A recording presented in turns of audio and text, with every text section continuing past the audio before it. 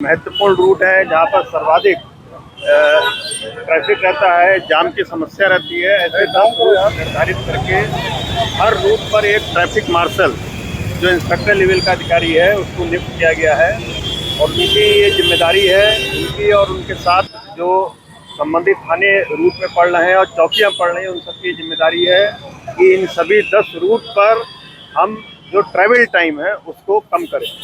इसके लिए हम लोग वहाँ पर अतिक्रमण हटवा रहे हैं, वहाँ पर रोड इंजीनियरिंग किसी तरह का कट बंद करवाने हैं, वहाँ पर कहीं पर वन वे किया जाना है, इसको भ्रमण करके इसको हम लोग एनालिसिस कर रहे हैं कि किस तरह से यहाँ पर जाम की समस्या से निजात पाया जा सकता है। जितने भी हमारे वरिष्ठ अधिकारी हैं, थानाध्यक्ष हैं, चौकी इंचार्ज हैं, प्रतिदिन इन रूट्स पर खुद पैदल मार्च, जो पीक टाइम हमारा रहता है उस टाइम पर पैदल मार्च कर रहे हैं।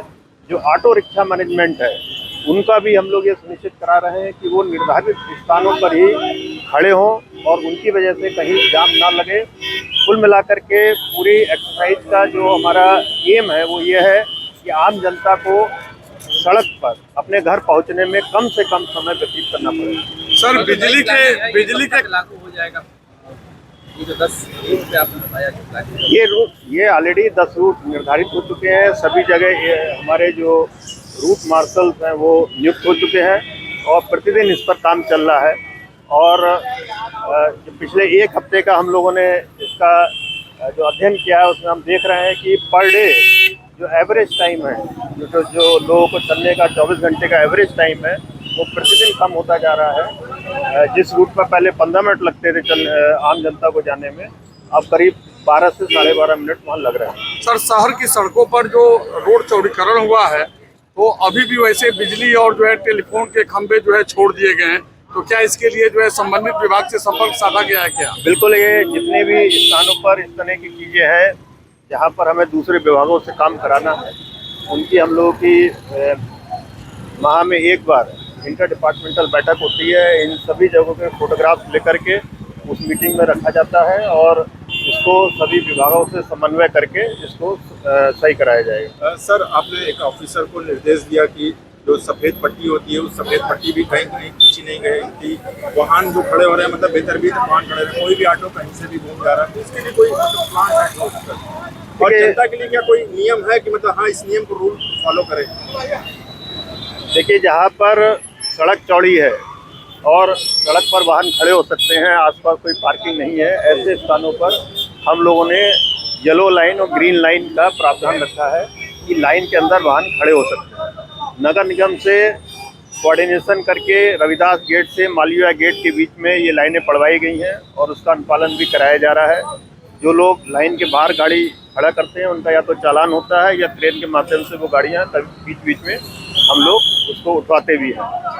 अन्य स्थानों पर भी ये प्रक्रिया भी चल रही है और बहुत जल्दी पूरे शहर में आपको ये येलो लाइन और ग्रीन लाइन देखने को मिलेंगी। सर, एक सबसे बड़ी समस्या शहर में देखने को मिलती है कि जो ई रिक्शा चालक है रात के समय चलते हैं तो लाइट नहीं जलाते हैं, इससे हादसे अधिक होते हैं। इसको लेकर कुछ प्लान है आप लोग?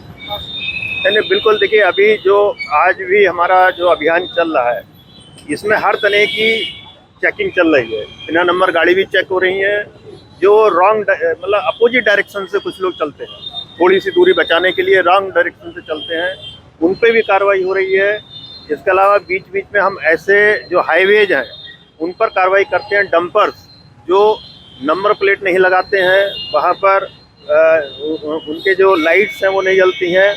ई रिक्शा पर भी जिस तरह की ई रिक्शा भी शहर के अंदर कुछ अगर चलती हुई पाई जाती है जो अपनी लाइट नहीं जला करके चल रहे हैं तो उन पर भी कार्रवाई की जाएगी। सर, जनता का एक आखिरी प्रश्न है कि जनता ये कहती है सोशल मीडिया पे कि सीपी साहब को सिर्फ बाइक दिखाई देते हैं, ऑटो और टोटो वाले नहीं चाहिए। ये जनता का प्रश्न है। तो देखिए, ऑटो और टोटो पर सप्ताह में कम से कम 3 दिन अभियान चलता है और हर अभियान में 100 से 150 ऑटो रिक्शा पर कार्रवाइयाँ होती हैं। इसके लिए हमने बार कोड सबसे पहला अभियान ई रिक्शा को लेकर के ही इस शहर में चलाया गया था, जिसकी वजह से आज ट्रैफिक काफ़ी हद तक व्यवस्थित हुआ है। जिसमें ई रिक्शा जो पहले 28,000 चलती थी अब वो घट के 15,000 के आसपास आ गई हैं।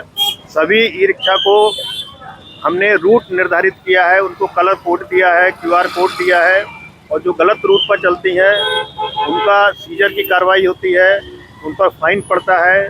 इसके अलावा उनके लिए भी जगह निर्धारित जगह जगह की जा रही है कि वो उसी जगह पर अपने ऑटो को या ई रिक्शा को खड़ा करेंगे, बेतरतीब रूप से चौराहे के मुहाने पर नहीं खड़ा करेंगे।